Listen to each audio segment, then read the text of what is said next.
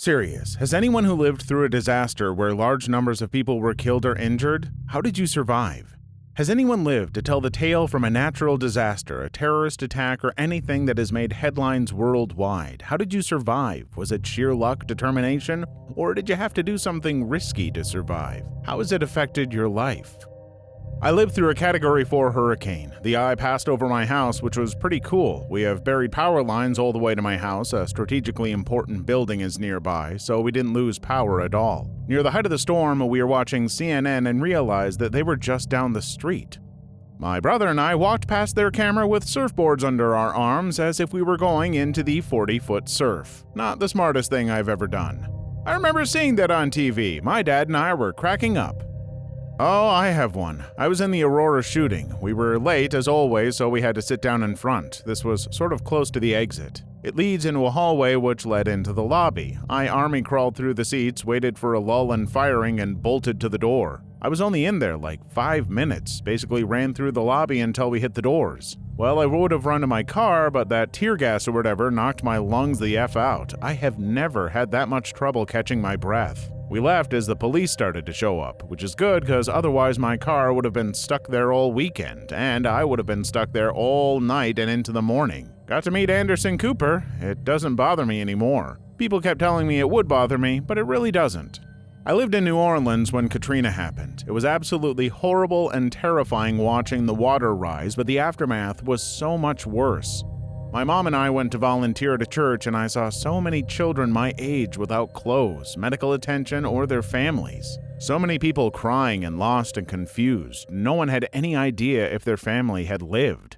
It was about 2 weeks before we found out that everyone in my family lived. It was absolutely the scariest thing I've ever experienced in my life. I was also in London the day of the 7/7 bombing. I'm not from Europe, but my mom married a man from there, and it was my first time out of the country. We easily could have been killed, but got lost finding our subway route.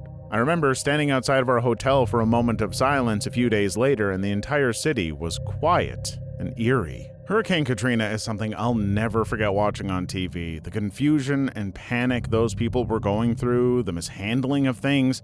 I can't imagine going through that. I'm glad to hear your family got through it. My old boss, we'll call him Stan, was held hostage in some famous San Francisco hostage-taking scenario. The husband of one of his coworkers thought she was cheating him with her boss, so he came in and shot the place up, killing everyone except Stan and one other person because the gunman only had one bullet left. So he took them as hostages and had a standoff for 4 days or so. Ended up killing himself with the last bullet. Somewhat funny part of the story, Stan is super gay, and during one of the phone calls with police, he screamed in the background with a high-pitched feminine voice, so for 4 days, the news was saying the gunman had taken 2 women hostage. Apparently it took some figuring out once the whole thing was over, but yeah, Stan survived by being so gay the gunman knew he wasn't boning his wife. On April 16, 2007, during my freshman year of college at Virginia Tech, one of, if not the, I don't really want to look this up anymore, worst school shootings in history occurred. I was in McBride, a math building next to the Norris Hall. I could jump to the Norris Hall doors from McBride. I still had no idea what was happening when my class ended around 10 a.m., yet our teacher told us to just go back to our dorms and not go anywhere because a shooting happened earlier in the day on campus at West AJ, one of the residence halls. On our way out of the class, we were met by a cop with an M4 or a shotgun yelling at us to stay inside and not come out. The sheer terror in his eyes still haunts me. For the next 6 hours, I watched as students jumped from windows and were hauled out of the building, some moving, some not.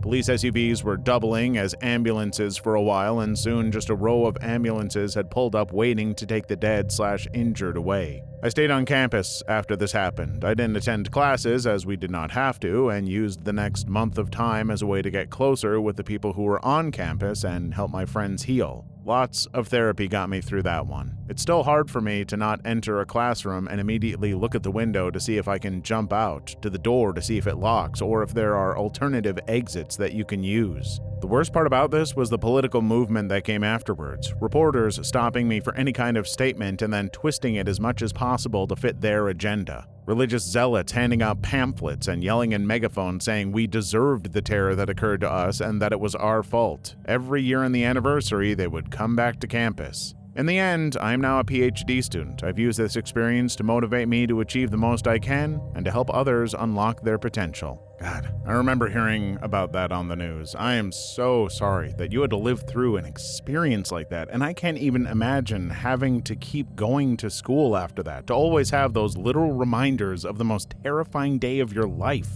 Good on you for sticking it out.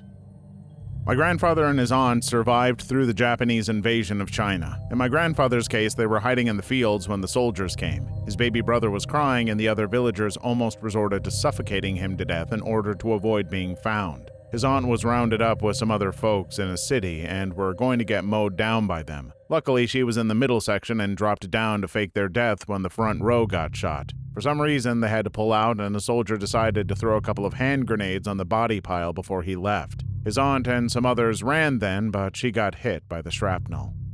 On September 11th, 2001, I was in my office at the Pentagon when a plane crashed into the building. I was in the E-ring just around the corner from where the plane hit. It was a pretty orderly evacuation. They sent everyone out onto the parade grounds outside the building, which was on the opposite side of the impact. I survived because of the fact that the location of the impact, while only about 200 yards from my office, happened in the empty wedge of the building that had recently wrapped up renovations that included new blast doors/walls, all new windows, and reinforced framing throughout that section. Our office was scheduled to move into the new section in the following month. By the way, it was a plane. Any missile big enough to leave a hole the size of the one the plane left would have obliterated a much larger section of that building. As a side note, if that guy had nosed down into the central courtyard, we might not be having this conversation. Not my story, but this happened to a friend of mine. On the day of the 7/7 attacks in London, he had an argument with his girlfriend over something trivial and consequently missed his train. He got a tube later than he normally would, and therefore he was on the tube behind the one that exploded outside of Russell Square. As the underground and the cars filled with dust and smoke, people naturally started panicking, and he told me he just wanted to get out and see the sun again. They were eventually let out, and he walked about in a complete daze as it became clear there were other bombs that had gone off. He eventually wandered towards Tavistock as he heard another explosion and rounded the corner to see a double-decker bus with the top blown off. He said he honestly thought that the entire city was under attack and that this was just the opening salvo. He ran until he came to an HMV record store in the UK and hid in their basement level the entire day, paying staff to go out and get him food. The staff let him use their phone to call his family/girlfriend, but he only left when the very nice staff were closing for the day. He laughs it off, but in retrospect, it was just sheer fluke. He now has 2 daughters and is planning on marrying the girlfriend, as I suppose she did save his life through nagging. To think that if not for a little argument, he would have been on that train. But it could have also been the opposite for someone else who missed their train and got the one the bomb was on. Life is a fickle thing, and the smallest chance can take it from you, so be sure to live your life to its fullest. I was on a beach in Thailand with my whole family when the tsunami hit in 2004. Although we got through it somewhat okay, it wasn't the best of days for any of us. I remember pretty much everything apart from a minute or so where I was knocked out, from when the ocean started to disappear to when we were up in the mountains behind all the hotels and the main roads waiting for news on what the F just happened and if it was safe to go down from the mountain. There is one thing that continuously bothers me when I think back on my actions that day. When the water started to come back toward the beach and we could see the first big wave starting to break, perhaps a kilometer from where the ocean usually meets the beach, I actually said out loud something along the lines, "This is a tsunami, I've seen it on the Discovery Channel." But I didn't really connect the dots and figure out that it was probably a good idea to leave the effing beach and warn as many people as I could. The wave coming towards us didn't look nearly as big as in the documentary on TV, so how bad could it really be? You've probably seen the pictures and clips on YouTube. The actual wave height wasn't that big, and it didn't look very threatening until it got closer, and then it was pretty much too late to get away. And let me tell you, when that water hits you, you are almost completely powerless to do anything. The force of the water is hard to explain to anyone that hasn't experienced something similar. As far as I know, no one at our hotel got killed in the tsunami, so it's not like I failed to prevent a death, but I wonder how much pain and suffering I could have prevented if I only would have realized the trouble we were in before it was too late. I'm sure there are plenty of other people who were there who have thought the same thing, but hindsight is 20/20, and you can't blame yourself for not reacting perfectly in a situation like that. None of us can know how we'll react in moments like that. Lived through the Costa Concordia sinking. Not a huge number dead and nothing particularly spectacular regarding survival, I guess. Were the rescue operations really that unorganized? And apparently some peeps heard Celine Dion's song in the bar. Was it true or just BS? Rescue operations were pretty organized. Italy's Red Cross responded very quickly and as efficiently as they could. Evacuation procedures, which fell solely on the captain and his staff, were absolutely awful. It took 4 hours of the ship listing for them to decide to ignore the guy's silence and let us off the boat. At that point, one side of the boat was at such an angle that the lifeboat/rafts could not be deployed because they'd roll down the hull of the ship. They figured this out because they tried and lost a little girl and others doing so. This meant that all of the people intended for those vessels went to the other side of the ship and we ran out of boats and rafts. Celine Dion's song is probably BS. The power went out and switched to reserves at one point and it's hard to hear anything. I lived through the whole earthquake in Tokyo in 2011. The initial quake was terrifying, then it was quite stressful for about a week. I didn't eat nor sleep for 5 days. Many expatriates left, tremors and afterquakes kept me up at night, lights were off in the city to save on electricity, and the news from Fukushima kept getting worse. Then all of a sudden, people came back and it was almost like it had never happened. Trusting my gut saved my life. I worked in WTC-2 and was in the building when the planes hit. This is a piece I wrote shortly afterwards. A few years ago, I was having a conversation about the scariest moment of my life. I couldn't think of one. You've all probably heard or read a story about a survivor of the World Trade Center attack, but here is mine. I worked for Morgan Stanley, which was located in South Tower, also known as 2WTC. I got to work early on September 11th and was in the bathroom on the 74th floor when the first plane hit 1WTC. Nothing really happened to my building at the time of the first impact except that the ventilation system stopped then started again, which wasn't out of the ordinary. The fire alarm began to sound, then I heard people yelling in the hallway. As I walked down the hallway towards my desk, I looked outside the window. I saw papers flying everywhere, thousands of papers. Until that time, I never saw anything up that high. By then, I figured that something was wrong. I grabbed my bag along with 2 CDs I had in my desk, Downset and Minor Threat. I met up with some people in the hallway and headed for the last express elevator on my floor. Some people on the elevator with me said that they had seen the plane hit the other building. I was in total disbelief and immediately discounted their story. After we got off the elevators shut down, so we were 44 floors from the street and I still wasn't sure what the hell happened. We headed for the stairwell and everyone remained pretty calm because no one could possibly imagine that the towers could possibly fall. A few minutes later, a voice came over the intercom. They told us that an airplane had hit the North Tower. They continued by saying that our building was secure and that everyone should stay put or go back to our offices. By then, I was on the stairwell on the 33rd floor and they wanted me to go back to my desk. I remember seeing people going back into the hallways and heading back to their desks. To hell with that, is what I thought, and continued down the stairs. To me, it just didn't make any sense to stay in the building. While in the stairwell, I called Bill, a friend of mine who was a few blocks away in another downtown skyscraper. We talked about meeting up for a cup of coffee. We laughed and joked a little. I didn't know that it was going to get very serious very soon. A few minutes and 12 floors later, we heard an enormous boom. Suddenly, we felt our building shaking and swaying violently. Most of you probably saw firsthand the plane hit the building, or at least footage of the incident. Bill watched the plane fly right into my building. He later told me that he thought I was gone. I was on the 20th floor, and as soon as we felt the hit, it felt like we were going over. Kind of like the feeling at the top of a roller coaster just before you take the drop. My first thought was that I was going to die with hundreds of people I didn't know. I just hoped it would be fast. I kept on walking, but I remember seeing many people freezing in their steps and huddling in the corner of the stairwell. By now, firefighters were rushing up the stairs to help people that were stranded above us. I got my first glimpse of the damage when I got to the mezzanine level where I could see the courtyard between the 2 buildings. This was a gigantic open area, at least the size of a football field. They used to have concerts there. I could see paper and metal debris piled several feet high, and I can remember hearing someone yelling, "Don't look outside, there are bodies." Once I got to the mall in the basement, I began to feel a little safer. There was a mall under the World Trade Center that connected all the buildings. I think it had close to 70 stores. Once in the mall, some people began running. There were emergency workers all around us directing people and urging everyone not to run. The hallways were filled with smoke and dust, and there were cracks in the marble all over the place. We were directed out of and away from the building. I was across the street when I saw the flames coming out of the buildings, as well as much more falling debris from up above. There were people everywhere, talking, crying, running, dozens of people being helped by EMTs. Discarded shoes, bags, ties lie all around, as well as office supplies, parts of keyboards, floppies, CDs, everything you can think of lying on the ground among puddles of blood, ash, charred paper, and broken glass. Once I was a few blocks away, I tried to call my family to let them know that I was okay, but very few cell phones were working and lines for payphones were 20 to 30 people deep.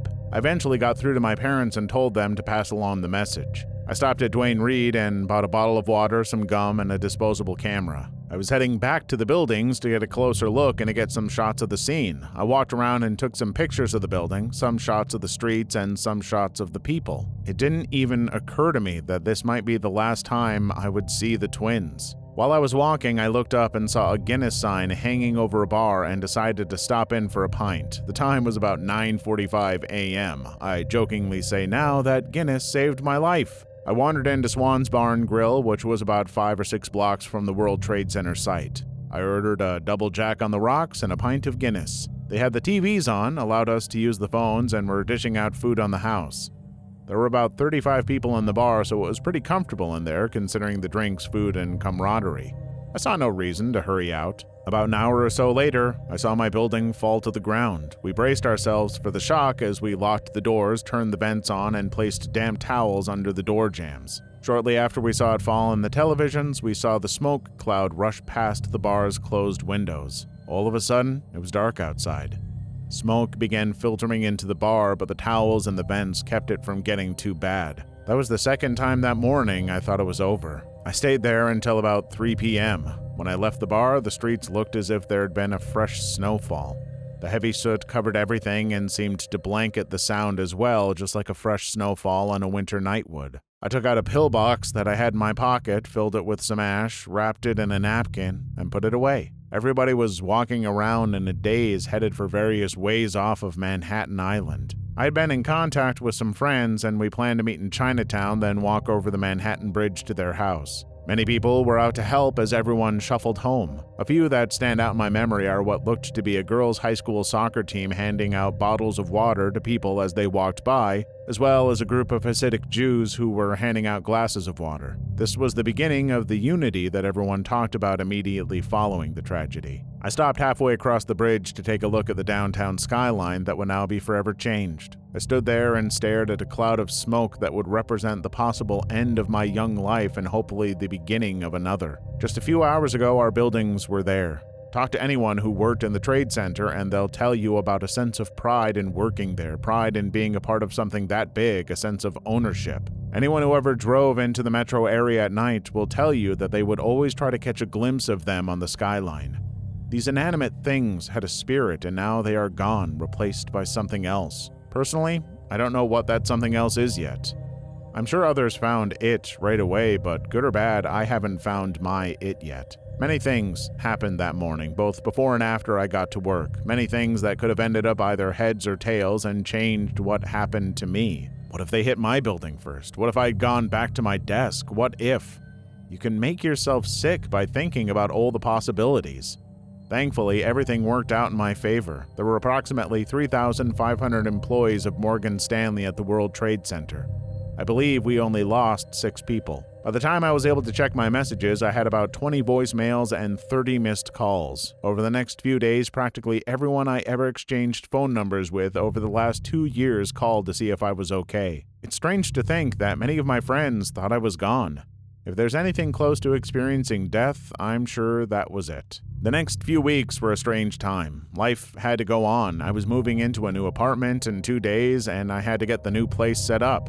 I'm very strange when it comes to dealing with events like this. I'm not very expressive or emotional person, so when someone asks me what it was like, all they get out of me is a shrug of the shoulders and a nod. When I talked to my girlfriend on the afternoon of the 11th, she was hysterical. I just started laughing at her.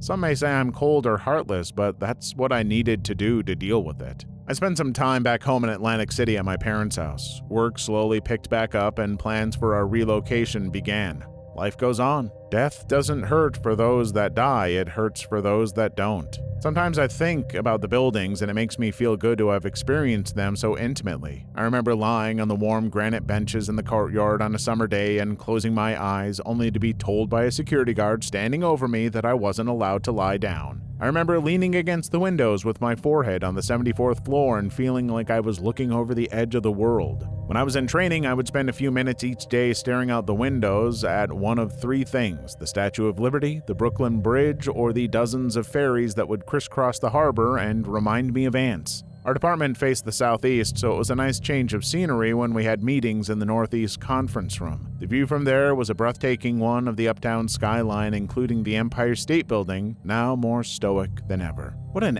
absolutely harrowing thing to go through. I can't imagine the nightmares you might have, or even just what you were feeling in that moment. I remember I learned about the two towers being hit on the front steps of my high school where we were all gathering for our senior class picture. I still look at that picture and all those faces, and I can remember the confusion and fear we all felt.